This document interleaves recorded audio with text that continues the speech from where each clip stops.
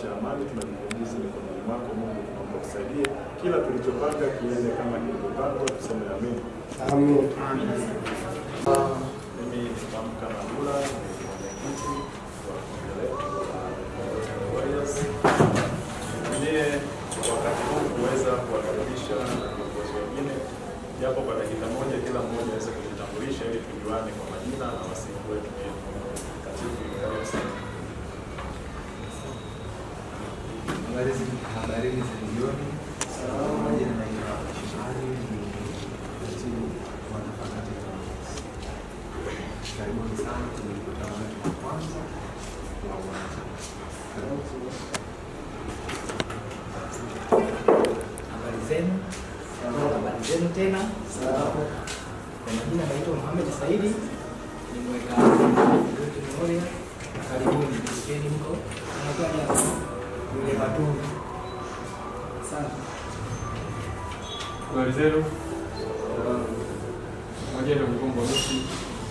Mimi niko katika kikundi cha Warriors kama kiongozi wa mawasiliano na masuala yote yanahusisha kozi mtandaoni.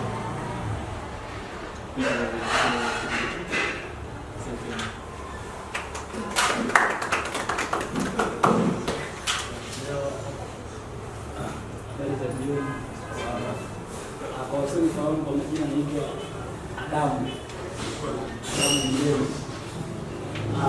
Nilikuwa ya kwa samtani. Sema nini? Mimi hapa msaidizi wa mbele ya Mahmud. Mustafa, karibu. Habari za jioni jamani. Salamu. Kwa jina naitwa Fani. Unajua jina nyingine ikielewa itangaza official kidi. Mimi msaidizi wa tatu kwa huyo hapa. Amina sana. Tena sana. Sasa hivyo viongozi tunatambuana, si ndio? Kwa hivyo kwa sasa basi members wote ambao tumeshiriki katika kikao hiki tuweze Eli Mndeme, kipendo naweza kaniita Sakini, ni teacher dance.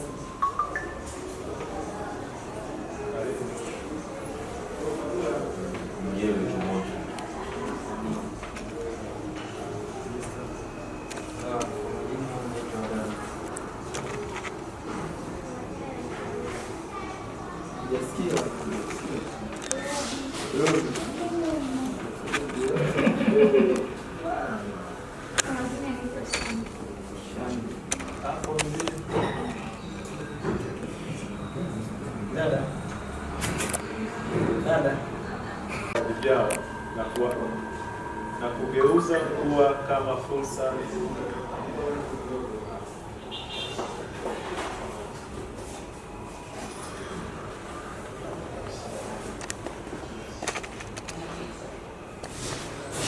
na kugeuza kuwa kama fursa ya kipato, kukuza uchumi wao binafsi kupitia vipaji vyao.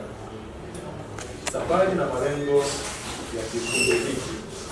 Kikundi cha The Forgotten Warriors kimeanzishwa kwa lengo la kukuza, lakini kimeanzishwa kwa lengo kuu la kuwapa msaada kwa kuwa kama chombo na sehemu huru ya vijana wengi wa Kitanzania, hasa walio mtaani, kuinua na kuendeleza vipaji walivyonavyo kwa mujibu wa sheria, kanuni, tamaduni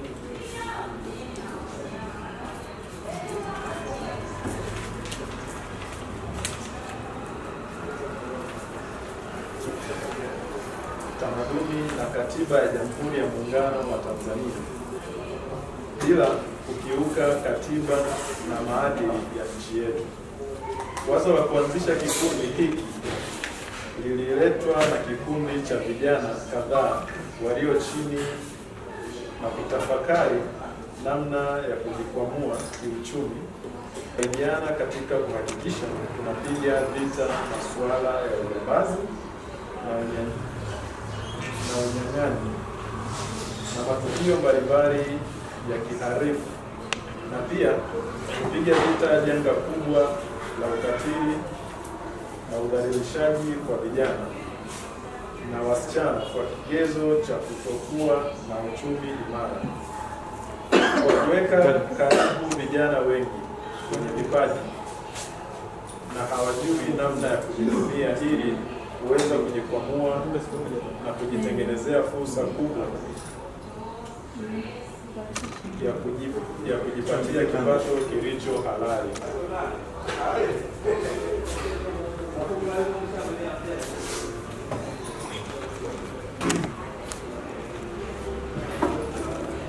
Ndugu hadhira, kikundi au chama hiki kimejidhatiti kikamilifu kuhakikisha kuwa kitashirikiana na serikali. Hitimisho. Ndugu hadhira, hitimisho, nipende kuwakaribisha sana nyote katika kikundi hiki na tunawaahidi makubwa zaidi kwa wale watakaokuwa ndani ya chama hiki, kwani wataendelea kujitengenezea soko la fursa kubwa sana ya ajira ndani ya nchi ya jiji la Dodoma, kitaifa hata kimataifa. Mchango wa wadau mbalimbali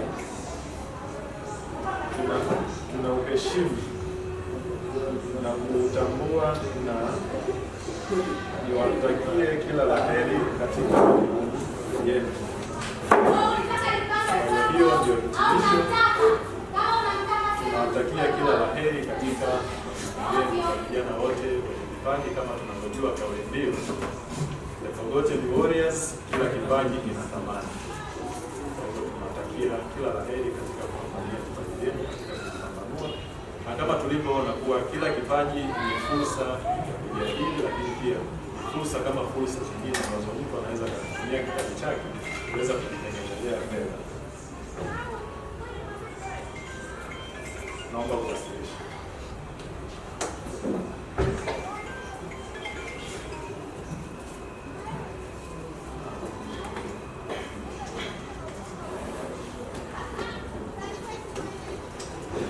Nitumie fursa hii kusimama tena. Tumeona ajenda yetu ya kwanza, tumechukua kikao, lakini pia tulipata dua fupi na tumeweza kuona speech nzuri ambayo imeandaliwa na katibu pale. Kwa hiyo ajenda ambayo inafuata ni ajenda ambayo tutaenda kuipitia katiba kwa pamoja. Nimkaribishe ndugu katibu uweze kuendelea na ajenda inayofuata. Asante sana.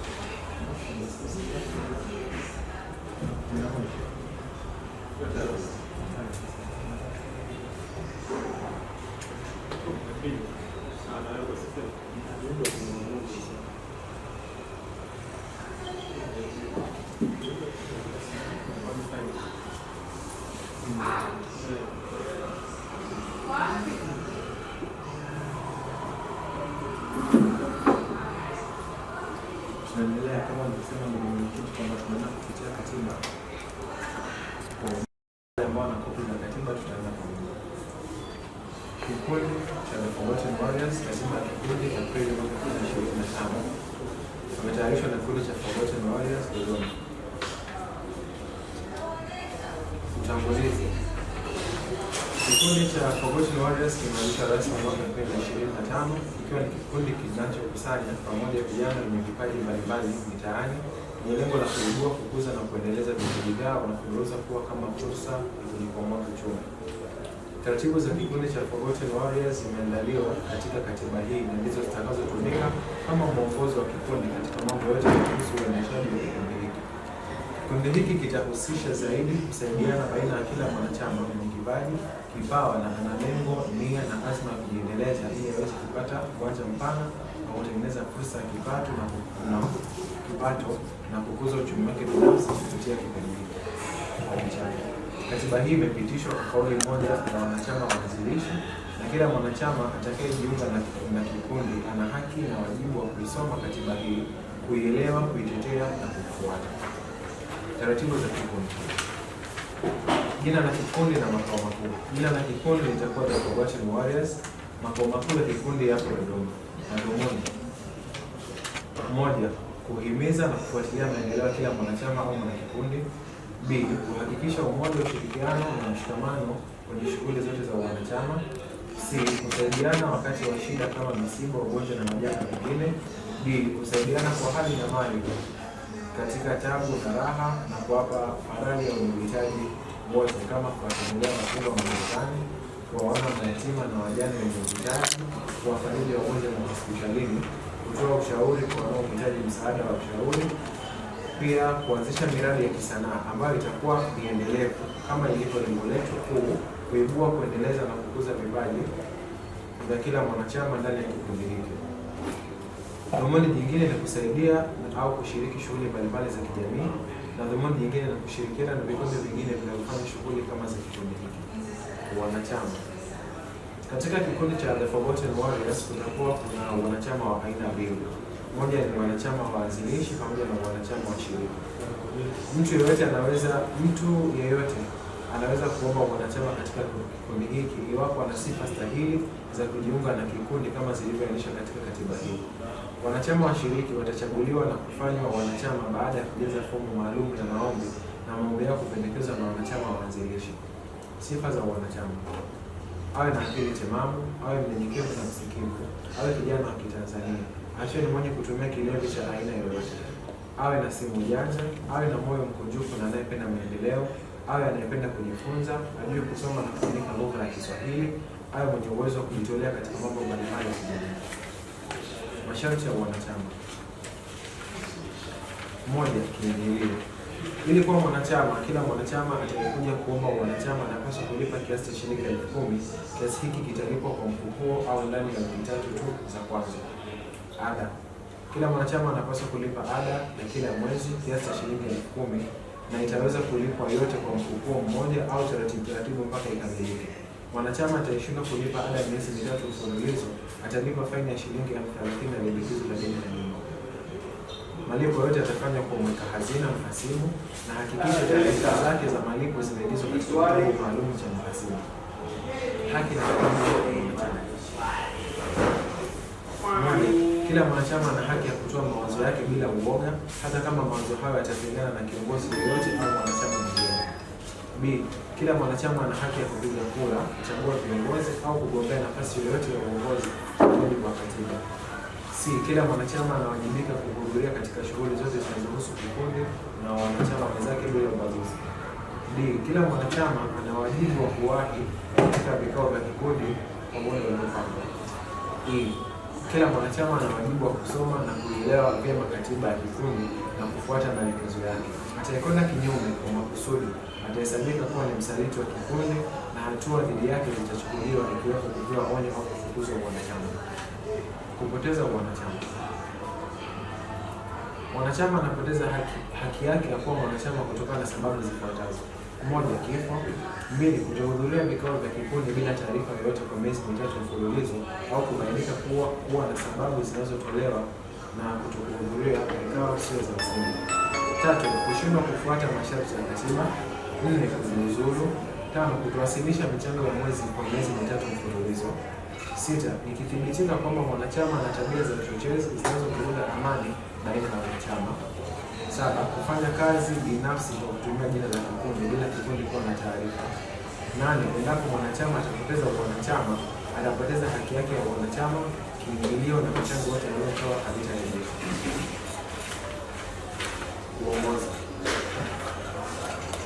Uongozi mkuu. Kikundi kitakuwa na viongozi wakuu wafuatao: 1. Mwenyekiti, 2. Katibu mkuu, 3. Naibu katibu mkuu, 4. Meneja habari na mawasiliano, 5. Naibu meneja habari na mawasiliano, 6. Mwanasheria au mkurugenzi wa fedha. Nafasi za uongozi zilizotajwa hapo juu zitatajwa kwa wagombea zitajazwa kwa wagombea kuchaguliwa na wanachama kwenye mkutano. Nafasi hizi za uongozi zitakuwa zikikaliwa na kila kiongozi kwa muda wa mwaka mmoja. Kisha utafanyika uchaguzi mwingine. Inaruhusiwa kwa kiongozi yoyote kuhudumu kwa miaka 3 tu katika nafasi moja. Uchaguzi leo unaweza kufanyika ikiwa kiongozi atapoteza haki yake ya wanachama. Vikao. Mambo yafuatayo yatazingatiwa kuhusu vikao. 1. Aina za vikao. Kikundi hiki kitakuwa na aina kuu 3 za vikao. Cha kwanza ni kikao cha kila mwezi ambacho kitajadili maendeleo ya kikundi na mwanachama mmoja mmoja binafsi, kuidhinisha wanachama wapya na kupeana taarifa ya mambo mbalimbali katika kuendelea. 2. Mkutano mkuu ambao utafanyika kila mwisho wa mwaka. Kikao au mkutano huu utalenga kuangalia mafanikio yaliyopatikana ndani ya mwaka mmoja wa kazi na matatizo na changamoto zilizopitia ndani ya mwaka na kuchagua kiongozi wake aliyomaliza mwaka wao pamoja.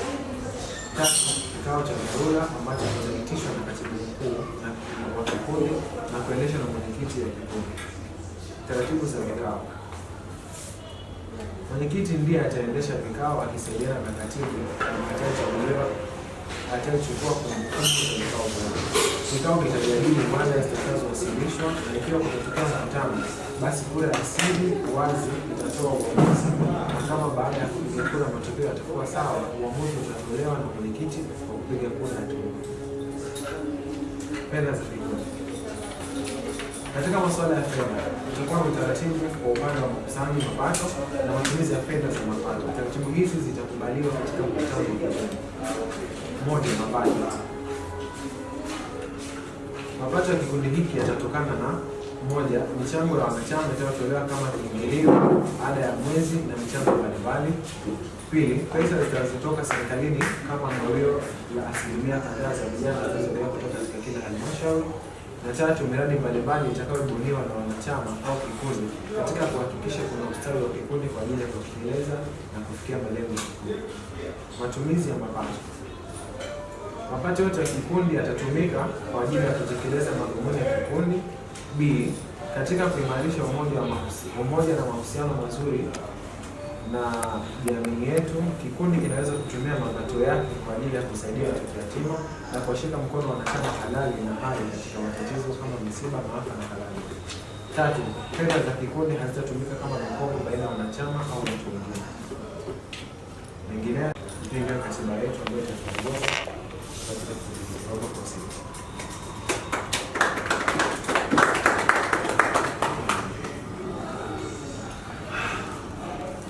Nadhani katiba imeeleweka. Wanasema kuna dance.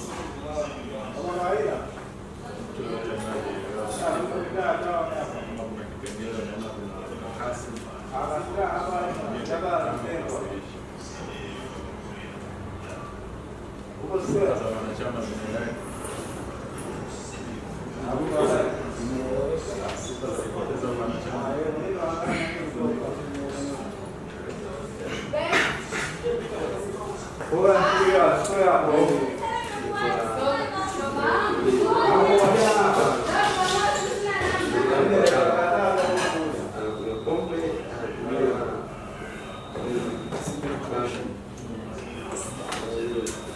Sasa kabla hajamalizia au sema tukio aka kama ametoa lokia afu ndo akaimaliza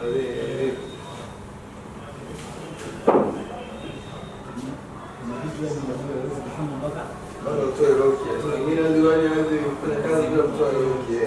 Hiyo si jambo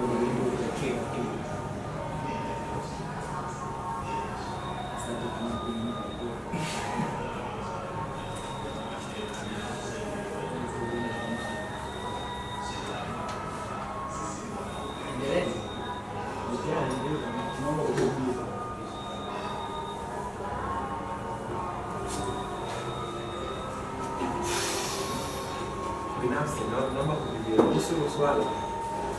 Kaida inazoeleka kwamba hivyo vitu ni vitu ambavyo huwa ni vichochezi vya kuvuruga. Kama unaweza kutumia vitu na unaweza kucontrol hali yako, kuna watu ambao hawawezi kufanya mambo safi. Kuna baadhi ya mambo hayo kwamba kwa hiyo kama hauwezi kuvuruga amani na hali ukawa serious na kazi, sawa.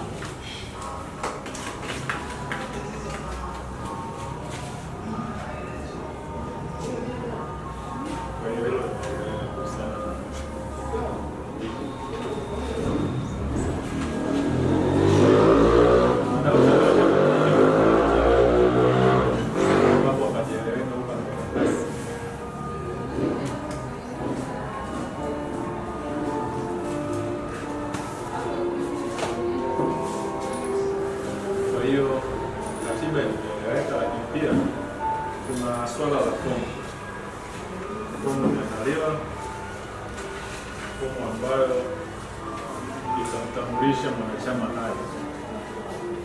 Taarifa zetu zitakuwa kwenye hizi fomu, na kama ilivyosema katika hii fomu itakuwa inatolewa kwa gharama shilingi 10,000, na gharama hiyo inaweza kulipwa kwa mfuko au italipwa kwa wakati.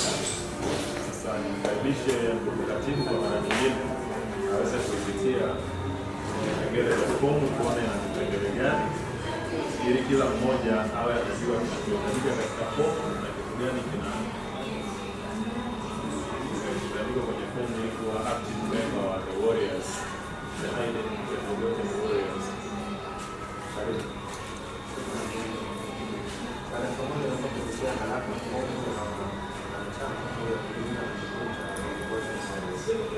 Kama kujiunga na kikundi cha vijana cha sanaa cha Forgotten Warriors na serikali ni baadhi ya mambo kama uigizaji, dancers, waimbaji, violin players, roller masters, wachekeshaji, wacheza mpira pamoja na vipaji vingine ambavyo hapa vipo tutakavyofanya.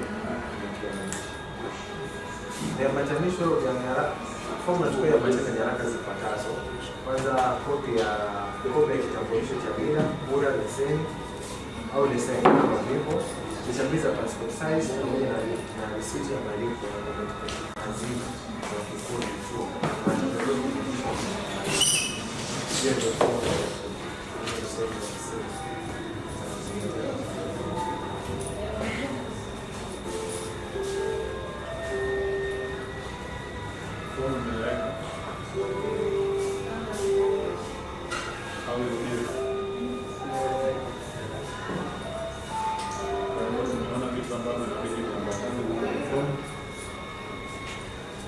Ili uweze kuwa active member, ndio kama kuna chochote ambacho kinakufahamisha, labda tuseme kitambulisho cha NIDA au leseni au kitambulisho chochote, labda passport mbili au doubt yoyote kuhusiana na fomu.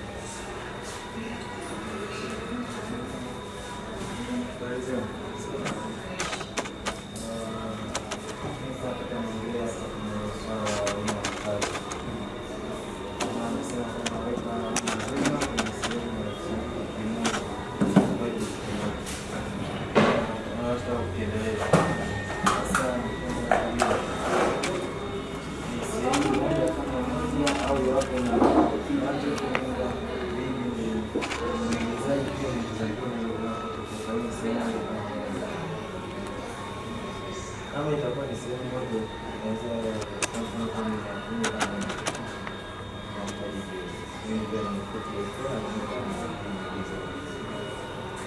natamani kote nilikuwa mimi na Kiingereza kwa sababu mimi naweza kunisaidia.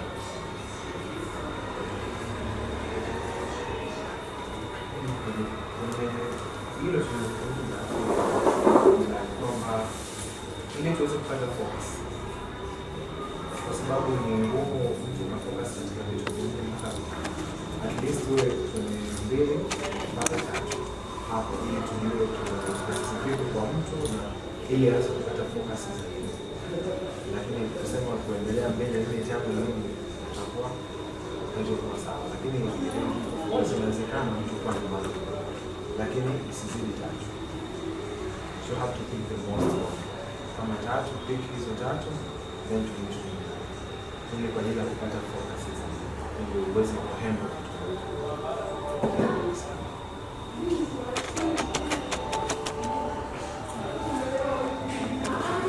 ikitokea labda tumeandaa hizo kama kikundi, ndio na wewe kwenye vipaji ambavyo umejaza huko katika nafasi pia ya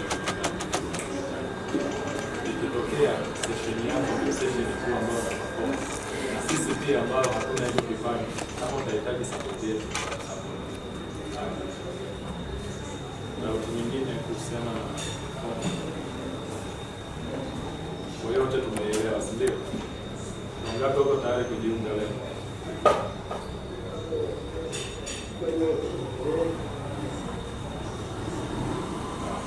Sasa sisi ambao tuko kwenye yote,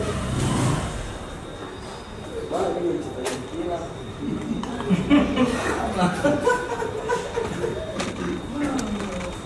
na sana masaba, mimi ni mchezaji mpira mwigizaji kama unavyoelewa, pia ndio mwenye uwezo wa kuchekesha dance, sio biashara. Kwa mimi na mimi chaguo kitatu, si ndio? Kwa kwamba hapo tunaniambia nichague mpira, uigizaji na kuchekesha dance, na acha na wewe. Sasa hii itakuwa imepasa aina bidii ni viaje? Kawaida mchezaji anasema vitu vyote vinaweza kupasa. Kuna sehemu ambazo uko na imani katika 4 mpaka 5 tunasema kuna moja au mbili ambazo ni best kuliko zote. Tuko the best kuliko zote. Lakini tuna option ya tatu. Hapo wangapi ndio kwa kuchekesha? Sasa hilo labda niliweke sawa, ndio kitu ambacho nilikuwa namuelezea share hapa. Ikitokea sio tuna activities ukiachana na kikao cha leo, kuna activities ambazo zinakuja huko mbele.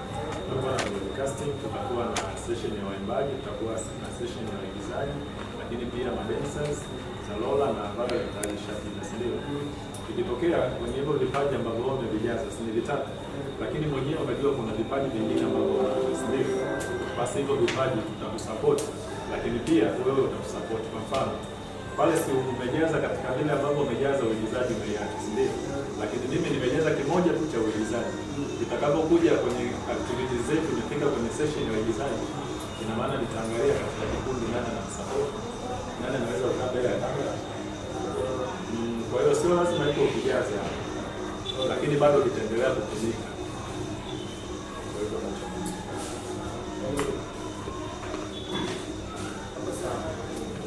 kwa siku za mazoezi mimi naweza nikaendelea au mimi wala kana ndio kuhusu sasa mpira na ushirikishaji. Yaani mimi nitakachojaza na wewe unapiga jaza hivyo hivyo. Kuonesha Lola mchezaji na kudance. Hivyo vitu vitatu. Sasa mambo si ya mpira, si ushirikishaji.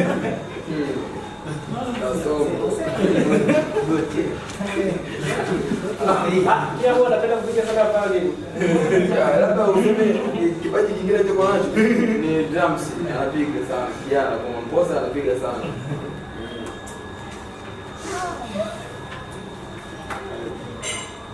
Sasa kwa kwanza hivyo inaonekana tunapata na match tetesi zake. Mimi naona kama ingewezekana pendekezo la mtu kwanza anza na zile 10 ambazo anajua anaeleza zaidi kwamba tumechagua ni sehemu tatu. Then kuna sehemu nyingine ya X kwamba anasema yeye kitu fulani pia anakiweza. Kwa kwamba katika zile tatu anaja kuainisha. Hii moja ya mwisho uongozi maana uainisha uongozi wa natamani na kundi lakini najua katika hii sehemu ya mambo na mawasiliano na sauti zao nimeongezea na au ingepatikana kiongozi mkuu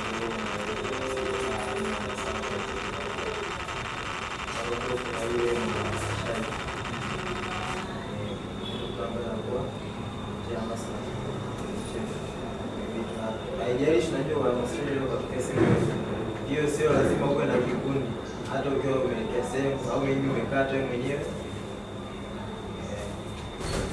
Kwa unaweza mkajazia hapa kwenye jamani na mawasiliano kuongezewa hiyo au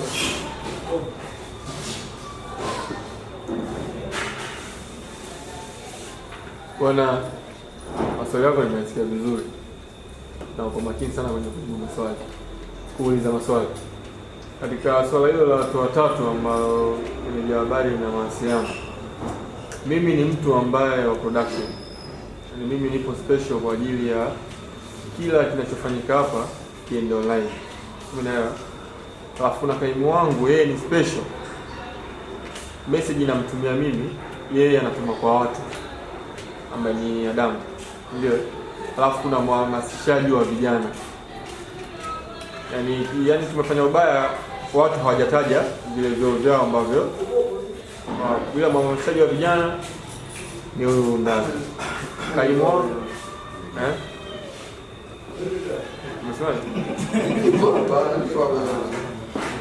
hiyo na imani kwa umeelewa vizuri hapo.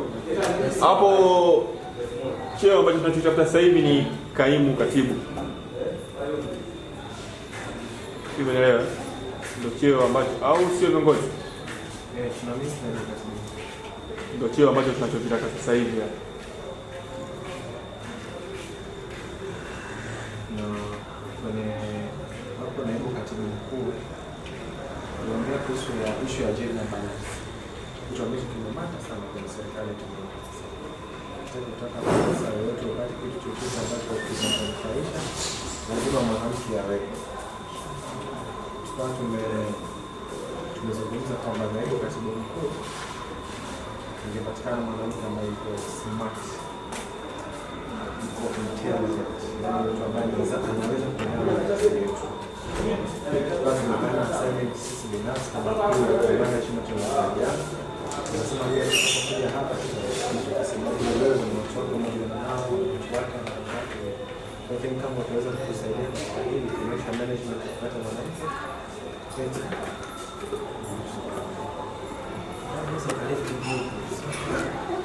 Hilo kundi la Mwinyi, naomba usiongee nao kabisa. Mimi pekee ndo leo leo tumia. Mimi sio mwanzo wake jitenga kule.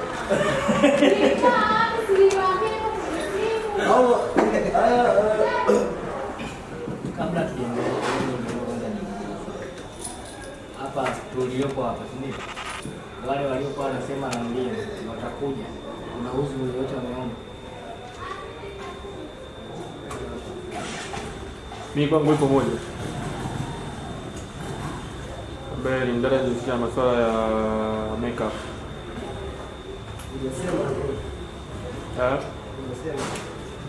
Hayo sawa, viongozi mpaka sasa hivi sio mwanachama hai. Hai ni sisi ambao tumekutana leo hapa na tumepata Makeup wapi? kwa sasa hapa tuna access ya kubanana tusipoonekana, tuna access ya kukutana kwa namna tusipoonekana. Ndio kuja nyuma yako. Ndio pia atakuwa hapa. Kwa sababu tulikuwa active sasa. Tulikuwa hai sasa.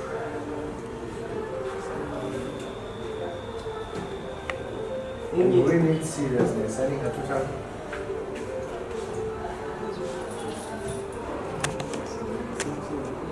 entertain kama niweke kama angalizi binafsi, nizungumze binafsi au kwa sote, kwa namna ambavyo tumezungumza kwa nyuma na nini, hatuto entertain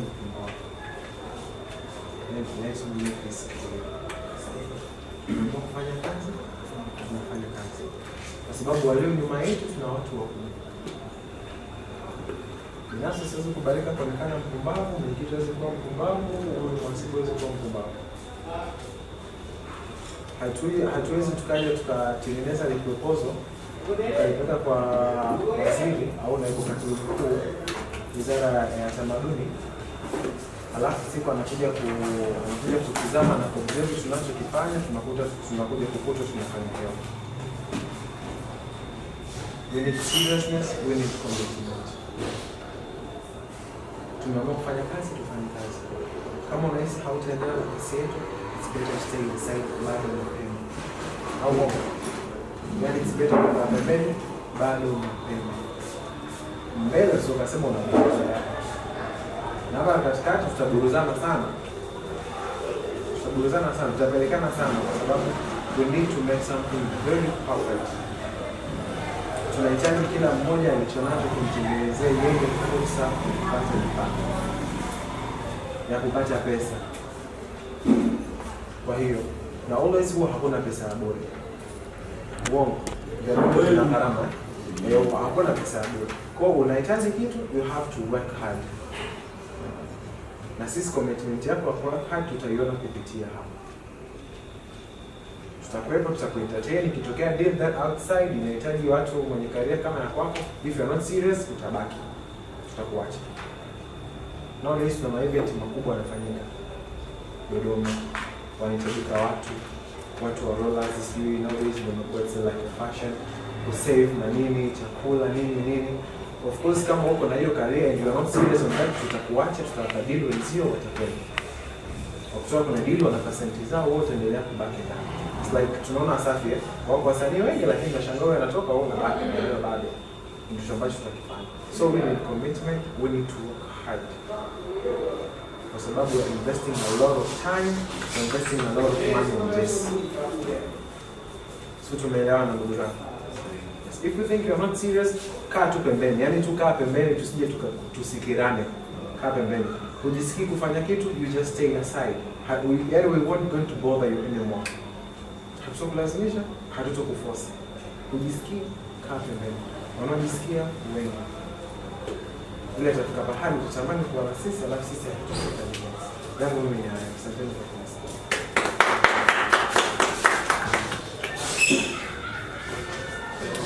Warriors,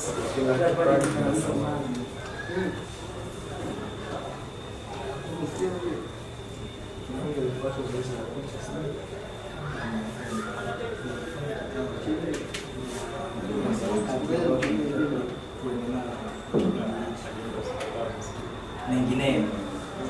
Tunaondoka na Tuko watu tofauti, sio vipaji tofauti. Tunapenda kufanya vitu gani? Yaani sisi tuliandika ili tuanze kuvichakata. I think hilo ile fomu ya attendance ina namba za simu. Ndio. Tutaji sana kwa ndugu wote. After I think your discussion tutaifanya kwa. Au ni mnasema? sawa. Ninakunywa mazoezi. Kuna bado tunao ndio Ngoja. Sasa 24. Naomba mkabidhi damu. Sema pale changamoto sasa hivi ndio kwa pale. Kuna mtu aliamini na alikuwa anauza dawa hizi za kuku. Wanasali kwa 100, sasa katika kuweka miti yake akakata waya ambao unaweza huko moto kwenda kufanya mazoezi. Kwa pale vile inabidi yeye sasa mtakato fundi pale au Kila kipaji kina sababu.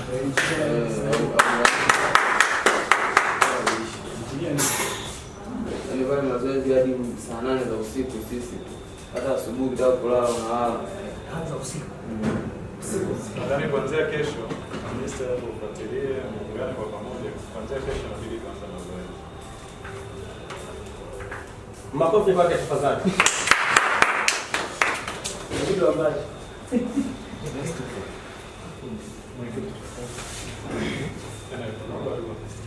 ndio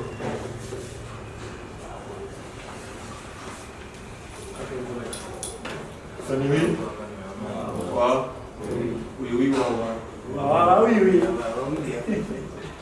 Naomba ni mbebasho mbebani kwa Joseph Magora na tumkabidhi Mungu.